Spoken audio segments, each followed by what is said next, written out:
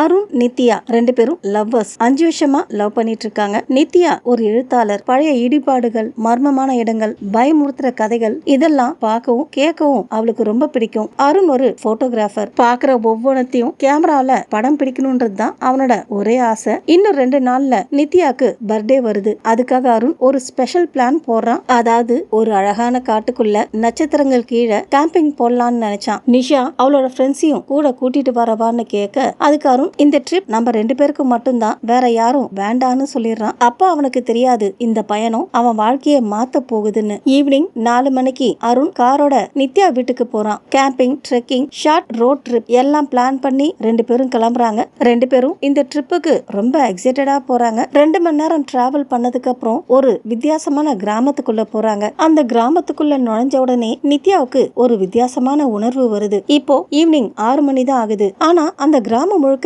யாருமே இல்லாத மாதிரி இருந்தது. சில நிமிஷத்திலேயே இருட்டு முழுக்க பரவிடுது. அதுல ரொம்ப வித்தியாசமான விஷயம் என்னன்னா, ஒவ்வொரு வீட்டு வாசல்லையும் தீப்பந்தம் எரிஞ்சிட்டு இருந்தது. ஒவ்வொரு வீட்டு கதவும் ரத்தம் மாதிரி சிவப்பா இருந்தது. அதுக்கு மேல கருப்பு நிறத்துல சில மர்மமான மந்திர எழுத்துக்கள் எழுதப்பட்டிருந்தது. அதை பார்த்த நித்யாக்கு பதற ஆரம்பிக்குது. அந்த நேரத்துல அருண் கார் பிரேக் அடிக்க, என்னாச்சு அருண், ஏன் கார் நிறுத்துறன்னு நித்யா பயந்த குரல்ல கேக்குறா. ஆனா அருண் ஒன்னும் சொல்லாம அவன் கேமராவை எடுத்துக்கிட்டு கார்ல இருந்து இறங்கி அங்க இருக்க வீடுகளை போட்டோ எடுக்க ஆரம்பிக்கிறான். அப்போ ஒரு வயசான பெண்மணி சிவப்பு ட்ரெஸ் போட்டுக்கிட்டு திடீர்னு கேமரா முன்னாடி வராங்க. அவங்கள பாக்குறதுக்கே பயமா இருக்கு. அப்போ அவங்க கல்யாண ஊர்வலம் இப்போ பங்களாவில இருந்து கிளம்ப போகுது, சீக்கிரமா ஒளிஞ்சுக்கோன்னு சொல்றாங்க. அதை கேட்ட அருணுக்கு பதட்டம் ஆயிடுது. அவங்க கிட்ட ஏதோ கேட்கணும்னு நினைக்கிறான். அதுக்குள்ள அந்த வயசான பெண்மணி மறைஞ்சு போயிடுறாங்க. அதனால அருண் திரும்பி காரை பார்க்க கார்ல நித்யாவை காணும். அப்போ அவன் பார்த்த விஷயம் அவன் உயிரையே உரைய வச்சுது. ஏன்னா நித்யா ஒரு ஆணோட கைய பிடிச்சுக்கிட்டு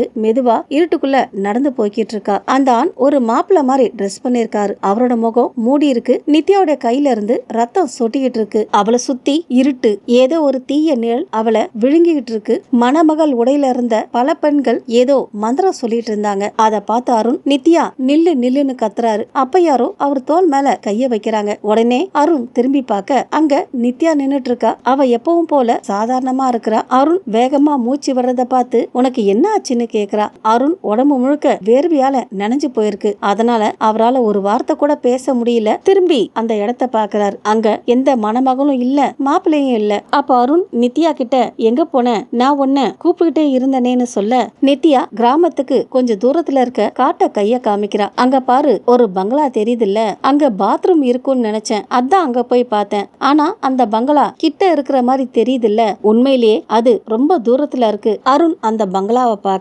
அவனுக்குள்ள ஏதோ வித்தியாசமான ஒரு உணர்வு வருது. இந்த மாதிரி இருட்டான காட்டுக்குள்ள இப்படி ஒரு பங்களா எங்கிருந்து வந்துச்சு அப்படி யோசிச்சவன் கார்ல ஏறு போகலான்னு சொல்ல, அடுத்ததான் 2 பேரும் கிளம்புறாங்க. காட்டுக்குள்ள கொஞ்ச தூரம் போனதுக்கு அப்புறம் ஒரு ஆத்துக்கு பக்கத்துல கேம்ப் போடுறாங்க. அதுக்குள்ள ராத்திரி ஆயிடுது. இவங்க எத்தனை பான்ஃபயர் வெளிச்சம் மட்டும்தான் இருக்கு. சுத்திலும் இருட்டு, அமைதி. அப்ப நித்யா சிரிச்சுக்கிட்டே, நீ இந்த உலகத்தை ஃபுல்லா போட்டோ எடுக்கிற, ஆனா என்ன மட்டும் எடுக்க மாட்டேங்கிற. இன்னைக்கு உன் காதலிய மட்டும் நல்லா போட்டோ எடுன்னு சொல்றா. அருணும் சிரிச்சுக்கிட்டே கேமராவை எடுக்கிறான். பான்ஃபயர் வெளிச்சத்துல நித்யா முகம் பிரகாசிக்குது. அருணும் வளைச்சி வளைச்சி நித்யாவை போட்டோ எடுக்கிறான். போட்டோ எடுத்ததுக்கு அப்புறம் கேமரா ஸ்கிரீன்ல அந்த போட்டோவை பாக்குறான். பார்த்தவன் அதிர்ச்சியில உறைஞ்சு போயிடுறான். ஏன்னா ஒவ்வொரு போட்டோலயும் அந்த மாப்பிள்ள நித்யா பின்னாடி நின்னுட்டு இருக்கான். பத்தாவதுக்கு ஒவ்வொரு போட்டோலயும் அந்த மாப்பிள்ள நித்யா கிட்ட நெருங்கி வந்துகிட்டே இருக்கான். இத பார்த்த அருணோட முகம் மாறி போயிடுது. அதை பார்த்த நித்யா அவன்கிட்ட இருந்த கேமராவை வாங்கி அவன் எடுத்த போட்டோஸ பாக்குறா. பார்த்தவ ரொம்ப சந்தோஷப்படுறா. சூப்பரா இருக்குன்னு சொல்றா.